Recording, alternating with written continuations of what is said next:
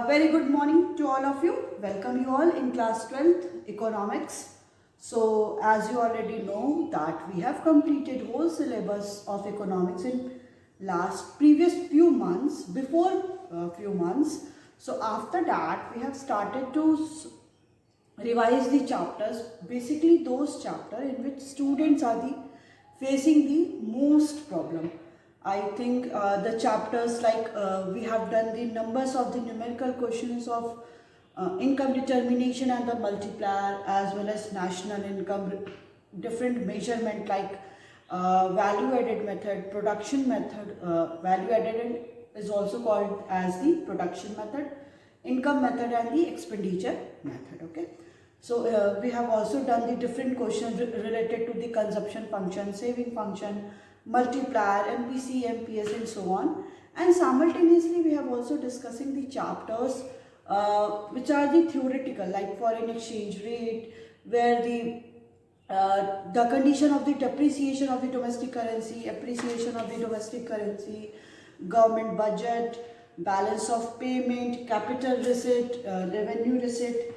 So these chapters we have already discussed many of the times, as well as the aggregate demand, aggregate supply, full employment situation, under full employment situation, over full employment situation, and the chapters like the chapters like excess demand, deficient demand, fiscal policy. So the fiscal policy, the government measure the budgetary policy of the government, in which government calculate or done with the government revenue, and what are the different sources of the government revenue, and where in which area the government will do the expenditure.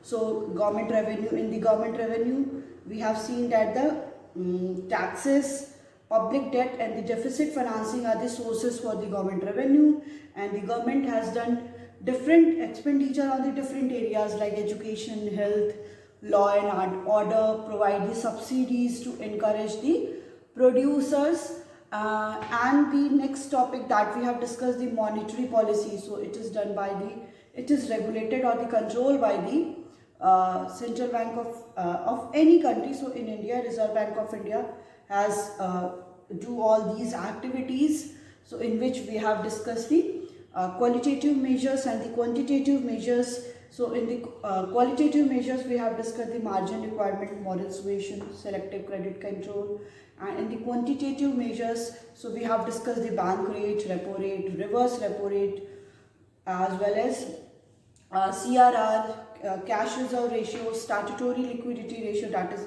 SLR, open market operation. So different conditions in the case of when the economy is suffering the excess demand, and when the economy is suffering with the deficient demand. So we have already discussed all those things. So after that we have started to solve these previous year papers. So first of all we have discussed the CBSE examination, CBSE sample paper, which is issued by the CBSE in October 2020. After that we have discussed the CBSE examination paper of 2020, CBSE examination paper 2019 of the different sets, set A, set B, set C, all India paper, Delhi set. So we have already discussed all those things. So after that we have started the previous year papers. So the questions are the mixed up. Okay, so different years question we have discussed this simultaneously, the year like 14, 15, 16, 17 and so on. So in today's class also we are going to discuss with the different questions of the different years. Okay, so let's get started.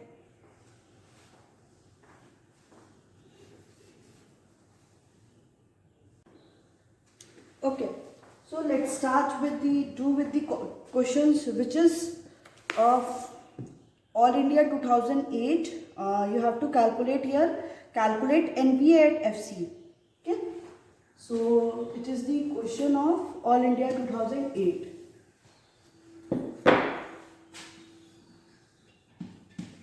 All India 2008. The question is calculate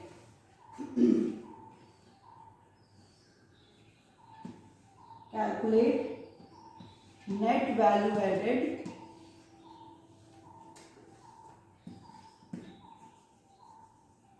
eight factor cost.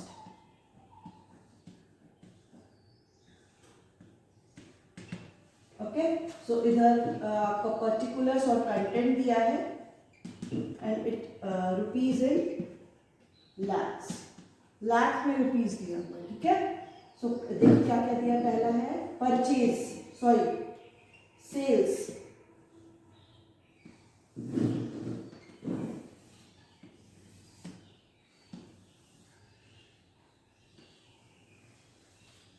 Second is purchase of machines for installation in factory, purchase of machine for installation in factory, for installation in factory. So next one is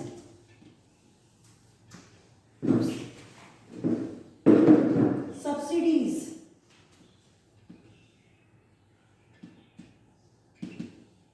subsidies.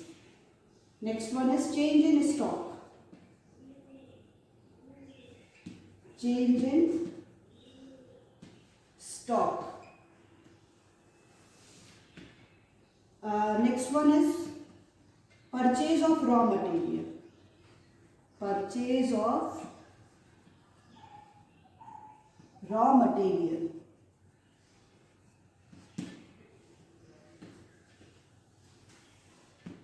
Rent,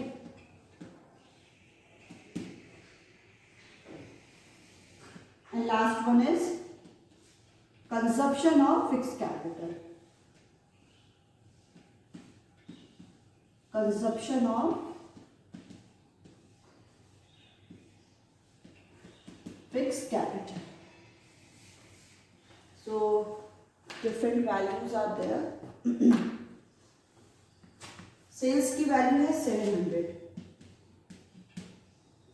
purchase 100, subsidies 50, change in stock is -30, purchase of raw material is 400, rent is 60,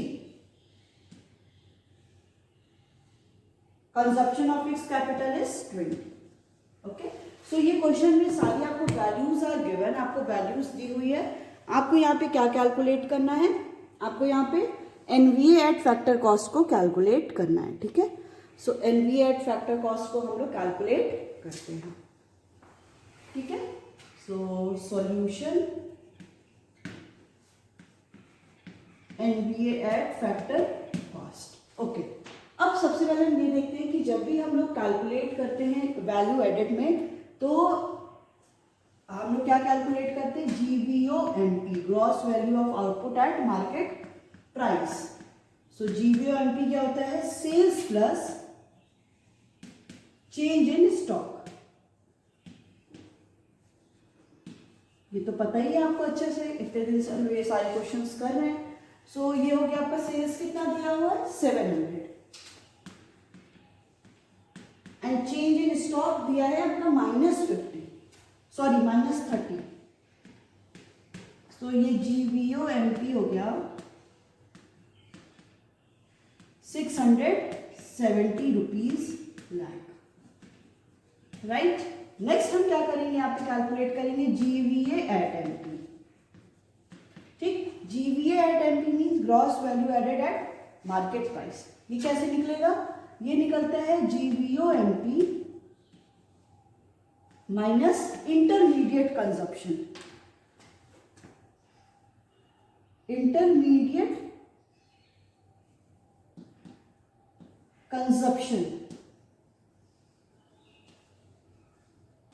okay, अब यहाँ पे देखो, यहाँ पे क्या क्या दे रहा है, यहाँ पे दे रहा है purchase of machines for installation in the factory. Machine को हम लोग परचेज क्यों कर रहे हैं, क्योंकि उसका इंस्टॉलेशन फैक्ट्री में करने के लिए। और यहाँ पे दे रहा है purchase of raw material. You know very well, हम लोग ने क्लास में डिस्कस कर लिया है कि जो परचेज ऑफ मशीनरी होती है वो कभी भी इंटरमीडिएट गुड्स और इंटरमीडिएट गुड्स कॉस्ट में इंक्लूड नहीं होती, क्योंकि ये फाइनल गुड्स की तरह हम लोग लिया जाता है, क्योंकि मशीन ऑलरेडी पूरी प्रिपेयर्ड है। उसको हम लोग मशीन का अगर डिफरेंट पार्ट्स लेकर आ रहे हैं तो हम मशीन को बना रहे हैं, तब वहाँ पे वो क्या हो जाएगा, वो इंटरमीडिएट हो जाएगा, डिफरेंट पार्ट्स। बट यहाँ पे जो मशीन हम लोगों ने लाई है वो क्या है, ऑलरेडी वो फाइनल गुड्स है। तो उस केस में हम लोग मशीन्स को क्या है, इंटरमीडिएट कंजप्शन में नहीं लेते हैं। यहाँ पे हो रहा है परचेज ऑफ रॉ मटेरियल। आपको पता है रॉ मटेरियल क्या होता है, एज अ इंटरमीडिएट गुड्स की तरह हम लोग लेते हैं। सो GVO-MP क्या हो गया यहाँ पे, GVO-MP इज 670। इंटरमीडिएट कंजप्शन कितना है, purchase of raw material is 400। So GVA-MP equal to हो गया आपका, that is 370 rupees lakh. Next हमें क्या यहाँ पे कैलकुलेट करना है, we have to calculate NVA at FC।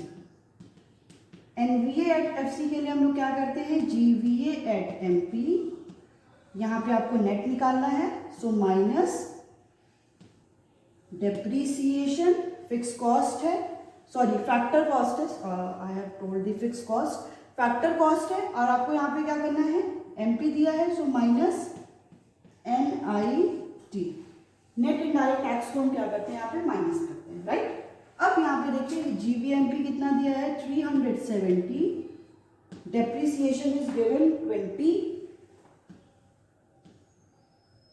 And indirect tax और सब्सिडीज तो नहीं दे रखा है, इनडायरेक्ट टैक्स नहीं दिया है, सब्सिडीज दिया है।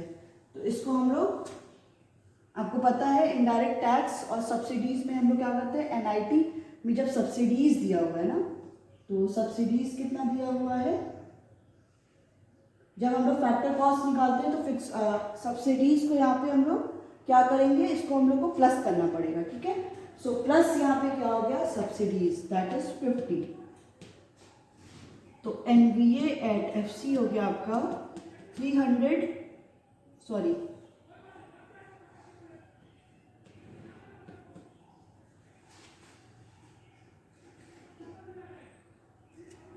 300, ओके, यस।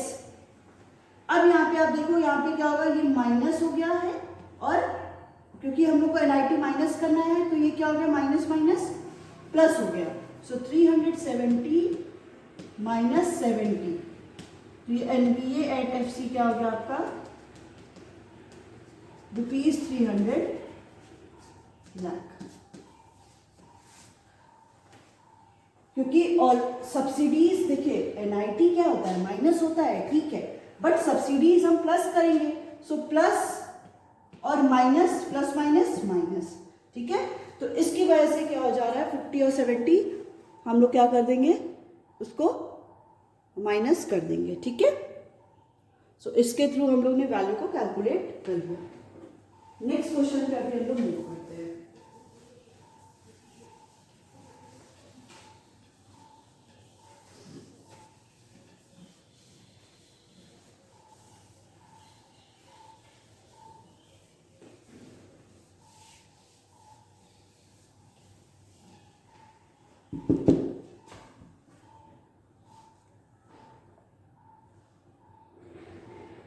देखिए यहाँ पे क्वेश्चन है, ये भी ऑल इंडिया 2008 में ही आया है। All India 2008, the question is calculate gross value added at factor cost. Gross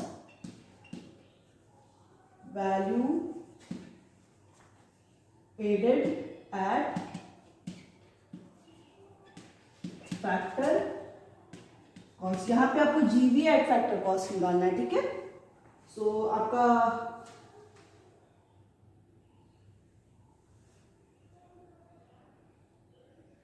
content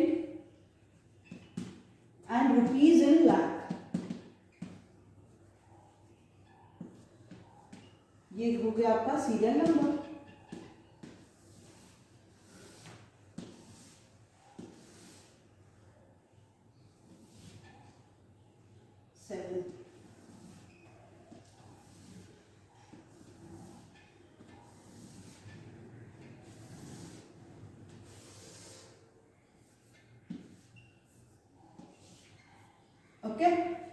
so values देखिए क्या क्या दे रखी है। Sales tax,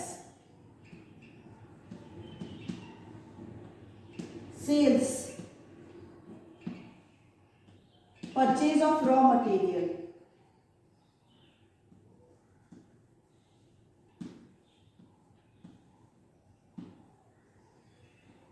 excise duty,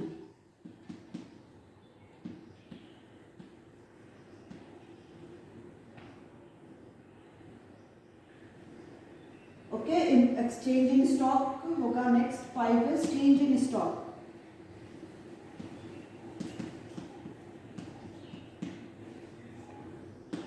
import of raw material,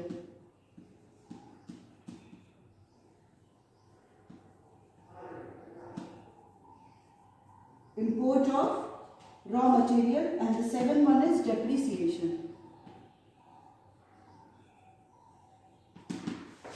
values क्या क्या है यहाँ पे? 20, 400, 250, 30, -40, 12 एंड 9। ठीक है, ये सारी वैल्यूज आपको दे रखी है। आपको यहाँ पे क्या कैलकुलेट करना है? यहाँ पे कैलकुलेट करना है हमें, यहाँ पे हम कैलकुलेट करेंगे GVA at FC, GVA at FC, gross value added at factor cost, हम यहाँ पे कैलकुलेट करेंगे। ठीक है, तो सॉल्यूशन, ठीक है, हम लोग को पता है, हम लोग हमेशा इससे क्या कैलकुलेट करते हैं? जीवीओ एट एमपी कैलकुलेट करते हैं। सो जीवीओ एट एमपी हो गया आपका sales plus change in stock. Okay, sales कितना दे रखा है? 400, चेंज इन स्टॉक -40, तो ये हो गया 400 -40 रुपीज 360 लाख।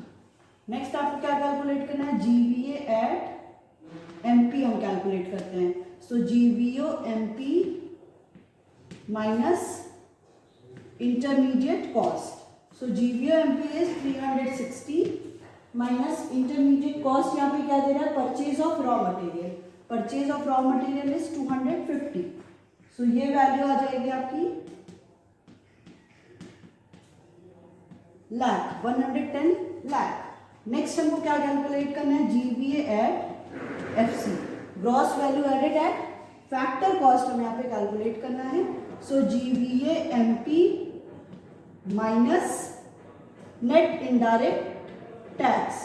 सो जीवीए एमपी यहाँ पे क्या दे रहा है? 110, एनआईटी में क्या क्या दे रखा है?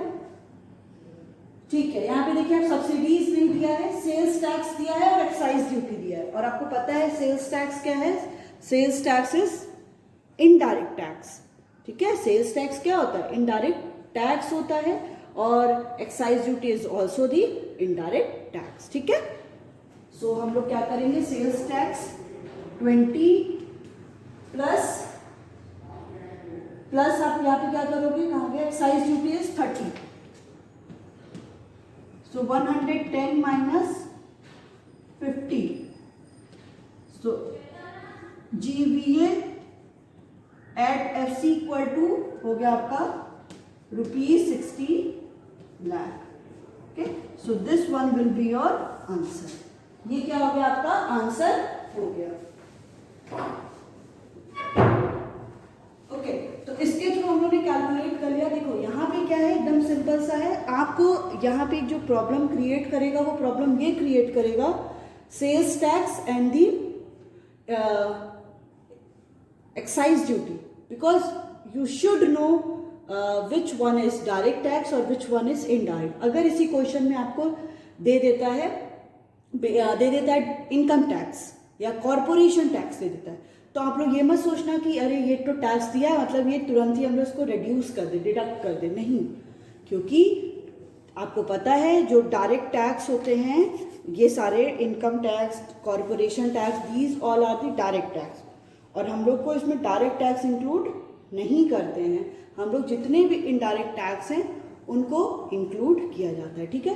तो अगर ये सारी चीज़ें आपको दे देती हैं तो वो आपको बस कंफ्यूज करने के लिए वो सारी इंफॉर्मेशन दी हुई है, ठीक है। और देखिए इसमें एक और दे रहा है, that is import of raw material. अगर डोमेस्टिक सेल्स की बात हम लोग करते हैं तब हम लोग इम्पोर्ट और एक्सपोर्ट के साथ मैनिपुलेशन करते हैं, बट यहाँ पे ऑलरेडी सेल्स दिया है तो हम लोग इसमें इंपोर्ट और अगर एक्सपोर्ट है, इंपोर्ट ऑफ रॉ मटेरियल है, तो ये मत समझ जाइए कि ये आईसी दे रहा है, इंटरमीडिएट कॉस्ट दे रहा है तो हम तुरंत माइनस कर दें, उसको उसी की तरह छोड़ दीजिए, ठीक है। और उसका कोई भी मतलब नहीं है।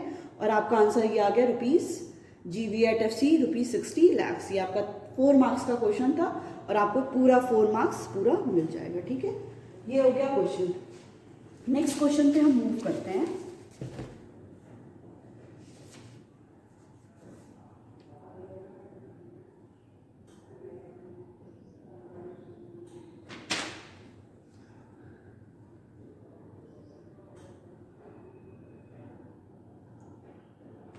देखिए क्वेश्चन और है, I think it will be also be the same like that. जो लास्ट को जो ये सारे क्वेश्चन है उसी की तरह ये भी क्वेश्चन है। ऑल इंडिया 2008 में आया था, जिसमें क्या कह रहा है कि NVAT-FC आपको कैलकुलेट करना है। डेप्रिसिएशन दे रखा है, इंटरमीडिएट कॉस्ट दिया है, सब्सिडी दिया है, सेल्स दिया है, एक्सपोर्ट दिया है, चेंज इन स्टॉक दिया है and import of raw material दिया है। सो आपको पता है कि अगर यहाँ पे GVA-MP निकालना है तो हम क्या करेंगे, सॉरी GVA-MP निकालना है पहले, ग्रॉस वैल्यू ऑफ आउटपुट। तो हम लोग को क्या करना पड़ेगा, उसमें value sales plus change in stock करेंगे तो GVA-MP आ जाएगा। तो सेल्स यहाँ पे कितना दे रहा है 140 प्लस चेंज इन स्टॉक -10 में दिया तो हो गया 130। फिर इसके बाद हमको क्या करना है, GVA-MP निकालना है। तो sales GVA-MP minus IC intermediate cost, तो 130 हो गया। 130 में से इंटरमीडिएट कॉस्ट आपका 90 दे रहा है, ठीक है, 90 माइनस कर देंगे। फिर इसके बाद क्या कह रहा है, ओके सो नेट एक्सपोर्ट्स भी यहाँ पे दे रहा है। देखिए नेट एक्सपोर्ट भी यहाँ पे दे रहा है, तो उसको हम लोग क्या करेंगे, यहाँ पे प्लस करेंगे, डेप्रिसिएशन को माइनस करेंगे और सब्सिडीज को प्लस करेंगे तो वैल्यू हमारी आ जाएगी, ठीक है। तो ये सेम उसी जैसा क्वेश्चन है, तो यहाँ पे इतना डिस्कस हम लोग नहीं कर रहे हैं, ठीक है। नेक्स्ट पे हम लोग डील करते हैं। देखिए आपको पता है कि आपकी ये सब सिलेबस में है नहीं, gross disposable income, personal income, private income और बहुत सारे ऐसे क्वेश्चन जो लास्ट 2008 में 9 में आए हैं, जिसमें ये सारी वैल्यूज भी कैलकुलेट करनी है कि ग्रॉस नेशनल डिस्पोजेबल इनकम। सो आपको वो सब सारी चीज़ें नहीं पढ़नी है, ठीक है, उसको थोड़ा सा ध्यान दीजिएगा। नेक्स्ट क्वेश्चन हम डील करते हैं, ये ऑल इंडिया 2008 में ही आया था, नेशनल इनकम कैलकुलेट करना है और यहाँ पे प्राइवेट इनकम भी है। तो प्राइवेट इनकम से हमें मतलब नहीं है, हम बस नेशनल इनकम को क्या करेंगे, कैलकुलेट करेंगे, ठीक है।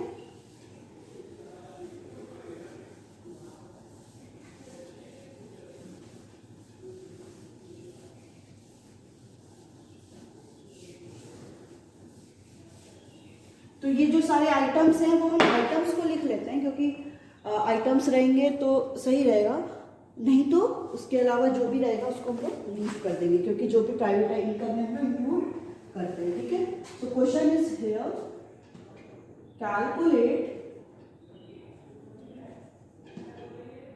National income. Okay, national income यहाँ पे आपको कैलकुलेट करना है। प्राइवेट इनकम करना है तो प्राइवेट इनकम से हमें कोई मतलब नहीं है, तो वी विल लीव इट। सो यहाँ पे दे रखा है, the first one is net current transfer from rest of the world.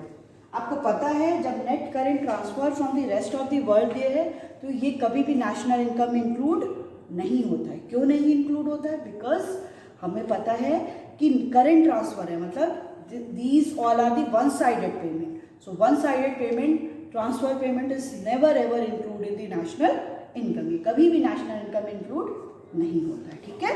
तो इस चीज से कंफ्यूज मत होइएगा कि इसको हम लोग जब भी आ गया आपका करेंट ट्रांसफर, जहां भी ये टर्म यूज हो गया current transfer, net current transfer, तो कभी भी उस आइटम को इंक्लूड मत करेगा नेशनल इनकम को कैलकुलेट करने के लिए, ठीक है। तो उसमें पहला है आपका, अगर देखते हैं, कंटेंट दिया है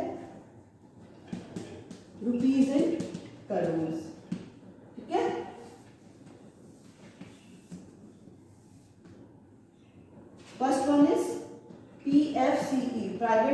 कंजप्शन एक्सपेंडिचर है। फिर नेशनल, देखिए एक नेक्स्ट आइटम है आपका, दे रहा है national debt interest.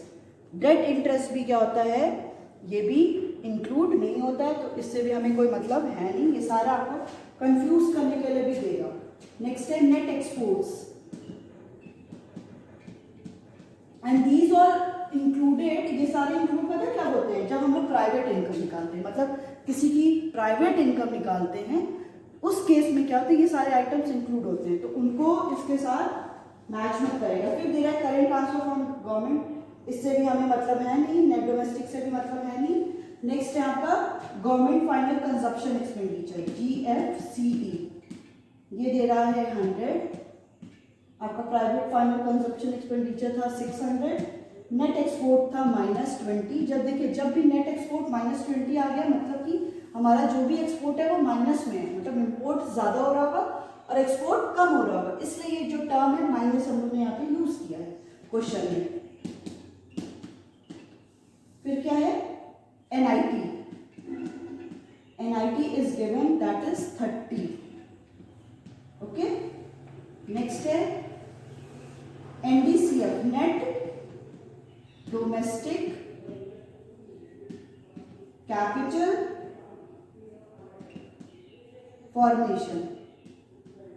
Net domestic capital formation is 70, and the last one is 6 is NFIA, net factor income from abroad. NFIA कितना दिया है 10। ये सारी वैल्यूज आपको गिवन है, यहाँ से आपको क्या कैलकुलेट करना है, हम लोग यहाँ से कैलकुलेट करेंगे नेशनल इनकम। सारी तो इंफॉर्मेशन गिवन है, बहुत ज़्यादा हाँ, जो आइटम्स थे जो नेशनल इनकम प्राइवेट इनकम में इंक्लूड होते हैं, तो वो सारे हम लोग ने यहाँ पे नहीं दिए। ठीक है, पता है आपको ये सारे आइटम्स किसके हैं, एक्सपेंडिचर मेथड्स के हैं। सो एक्सपेंडिचर मेथड, ओके। और एक्सपेंडिचर मेथड से हम लोग हमेशा क्या कैलकुलेट करते हैं, GDP एट MP। बट यहाँ पे देखिए ऑलरेडी हमें कैलकुलेट करना है नेशनल इनकम, मतलब NNP at factor cost we have to calculate, NNP at factor cost. और ऑलरेडी यहाँ पे नेट डोमेस्टिक दिया है, कोई दिक्कत नहीं है, यहाँ पे आपको क्या दिया है, नेट डोमेस्टिक दिया है और डेप्रिसिएशन दिया ही नहीं, तो ऑटोमेटिकली आप यहाँ पे क्या कैलकुलेट कर लोगे, NDP एट MP। ठीक है, तो NDP at MP equal to private final consumption expenditure plus government final consumption expenditure plus NDCF net domestic capital formation plus net export. ठीक है, ये आपका फॉर्मूला होता है, आपको पता है बहुत अच्छे से।